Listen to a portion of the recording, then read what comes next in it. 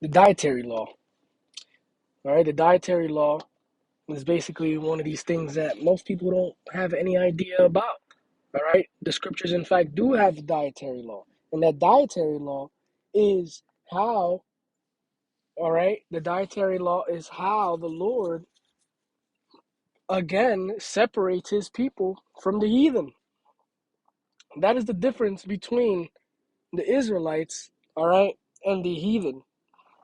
All right, the Israelites can't just be out here on willy nilly eating whatever, because they are the Lord's people. They are a holy people unto the Lord. And with that being said, with them being a holy people, that means that they're held at a specific standard.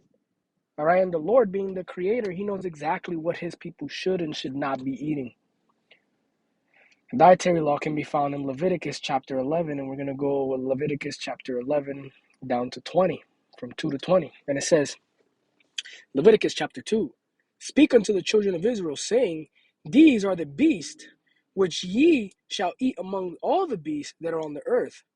Whatsoever parteth the hoof and is cloven footed and cheweth the cud among the beasts, ye shall eat. All right. So if the foot is cloven, all right, and they chew the cud, meaning that they eat grass and they have multiple stomachs, all right, and they regurgitate and eat their food again, like cows, goats, sheep, all right, or lamb. All right, these are all examples of animals that chew the cud. All right, it says, nevertheless, these shall ye not eat of them that chew the cud, or of them that divide of the hoof. As the camel, because he cheweth the cud, but divideth not the hoof, he is unclean unto you. All right. So an example of an animal that we shouldn't eat is the camel, because although camels do chew the cud and they have those they are ruminants, all right, meaning that they have multiple stomachs, multiple digestive tracts, which allow them to regurgitate the food and really clean their system out and filter the impurities from their from whatever they're eating, primarily grass. All right, they are ruminants, but they don't divide the hoof. All right, they don't have those two toes.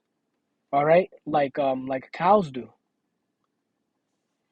It says, he is unclean to you, the coney, because he cheweth the cud, but divideth not the hoof, he is unclean unto you. So the same thing with the coney. It says, the hare, because he cheweth the cud, but divideth not the foot, he is unclean unto you. So the rabbit is also unlawful to eat. The coney is unlawful to eat.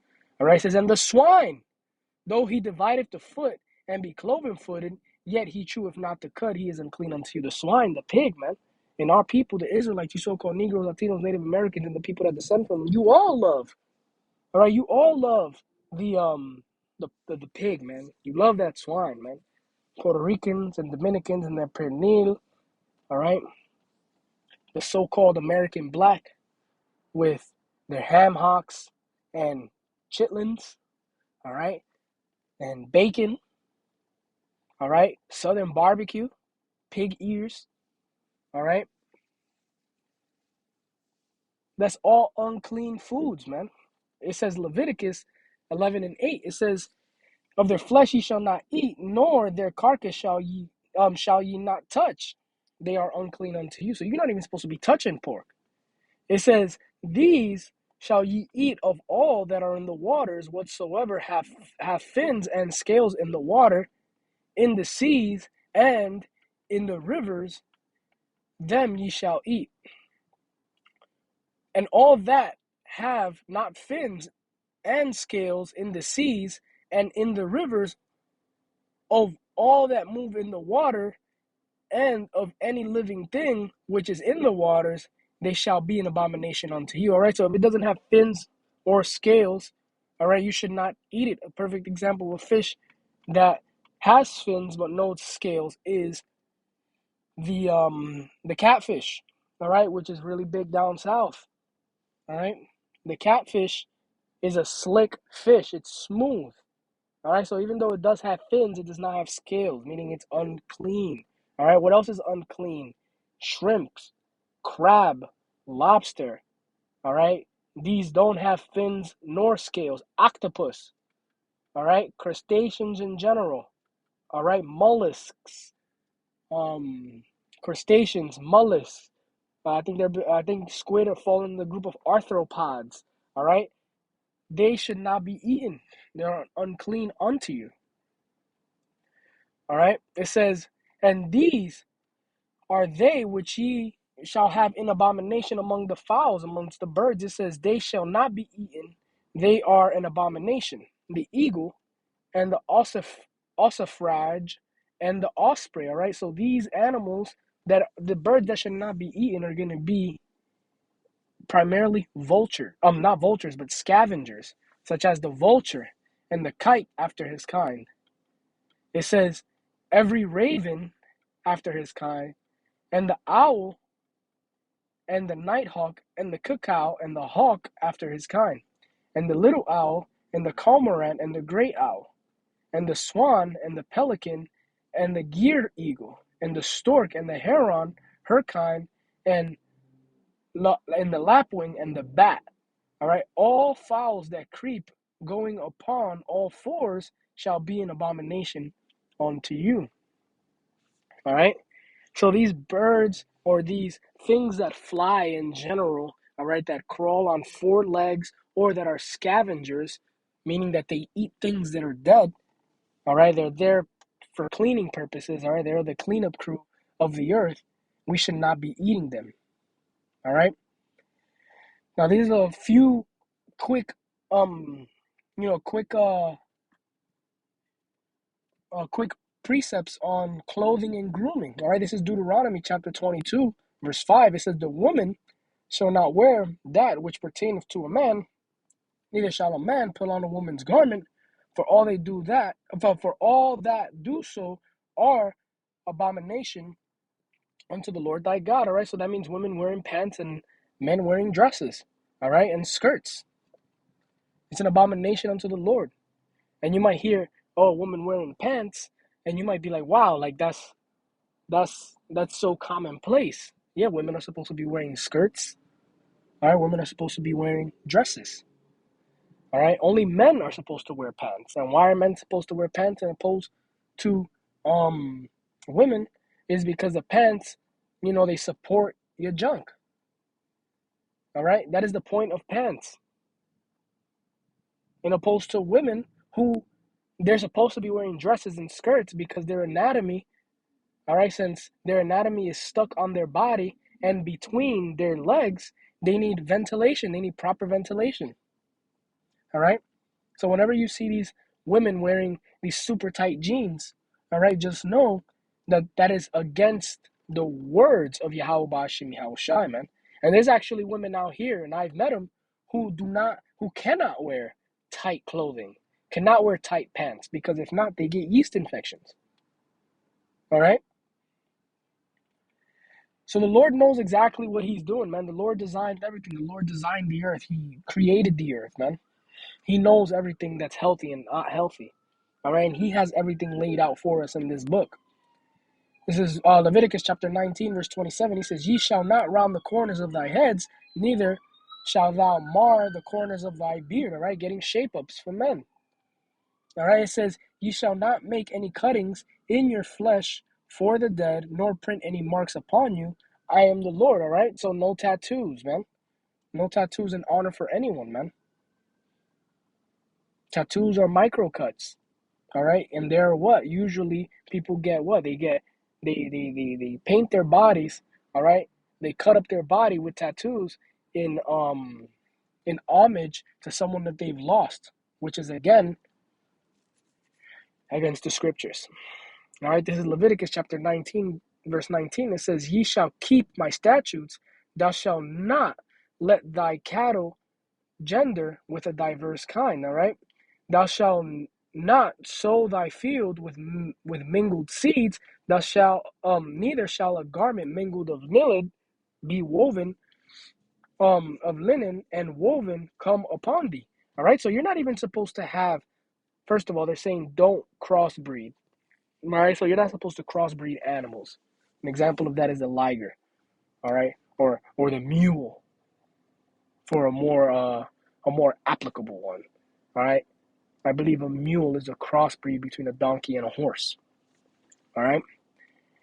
So you're not supposed to do that. It says thou shalt not sow thy field with mingled seeds. All right. So you're not supposed to crossbreed plants. You're not supposed to plant things together. All right, which is very common now. A lot of the plants that we eat, a lot of the things that are considered healthy foods upon the earth right now are actually what? They're hybrids. They're crossbreeds between plants. All right. It says, neither shall a garment mingled of linen and woolen come upon thee. All right. So you're not even supposed to wear mixed fabrics. All right. So this is just to show you, obviously, a lot of these we have no control over. Right. But even the clothes that you wear, man, if you're wearing a polyester pants with cotton shoes, all right, a cotton shirt, all right, and a rayon jacket, then you're technically breaking the laws right there, man. Which is exactly why we need forgiveness, man. We need the Lord to we need forgiveness, man. That was the entire point of Yahweh Shai, who the world didn't really call Jesus Christ, man. Because there's no way that we can keep all these commandments, man. But following them to the best of our abilities, man, is part of the game. All right, it's part of it. Rehearsing those righteous acts. Adultery. This is Deuteronomy chapter 22, verse 22, and it says, if a man be found lying with a woman married to an husband, then then shall both of them die, both the man that layeth with the woman and the woman. So shall thou put evil away from Israel. All right. So if a man is laying with a woman and she has a husband, they're both supposed to be put to death, man. All right. And that evil should be put away from Israel, because if you leave that man alone, he's going to do the same thing. And a woman who does that once is going to do it again as well, man. Money. This is Exodus chapter 22, verse 25. It says, if thou lend money to any of my people that is poor by thee, thou shalt not be to him as a usurer, neither shalt thou lay upon him usury. Exactly. So that means what? That means interest. If I lend a brother $100, the brother only needs to give me back $100. I'm not gonna tell the brother to give me 110 because, oh yeah, well, that's my fee for lending you the money. That's what banks do. But that's not how you're supposed to deal with people. You're not supposed to deal with the children of Israel like that. That's not how we're supposed to deal with each other, man. And then the greatest commandment, it says, this is Mark chapter 12, verse 29 down to 31. And it says, and Yahweh Shai answered them, the first commandment, the first of all the commandments is, hear, O Israel, the Lord, our God, is one Lord. All right. So the Lord is our one power. All right. And this is Yahweh Shai saying this. All right. Who the world ignorantly calls Jesus Christ. It says, and thou shalt love thy Lord, and thou shalt love the Lord thy God with all thy heart, with all thy soul, and with all thy mind, and with all thy strength. This is the first commandment. And the second is like, namely this, thou shalt love thy neighbor as thyself. All right. So thou shalt love thy neighbor. Who is the neighbor? The neighbor isn't the guy who lives next to you, man. The neighbor is your neighbor in this truth, your brother. We should love our brothers as ourselves, man. Any beef that you may have with a brother, any differences that you may have with a brother, at the end of the day, you should still love that brother, man. You and that brother might not be best of friends. All right, you and that brother might not, not every spirit that the Lord creates is compatible with each other. But at the very least, if that brother does need something, all right, and you can provide it, then you do so, all right, lovingly. All right. It says, there is no other commandment greater than these. All right. So loving the Lord with all thy heart, with all thy mind, with all thy soul, and loving your neighbor as you love yourself, man. All right. So this was just a basic lesson on the lesser known commandments. All right. So I like to give an all praise, honor, and glory to Yahweh Bashim Yahushai, double honors to the apostles and elders of Great Millstone who rule well, who continue to teach us this truth, and the salutations to you out there doing the work of Yahweh Bashim Yahushai sincerely. Hope this lesson was edifying, and until next time, shalom.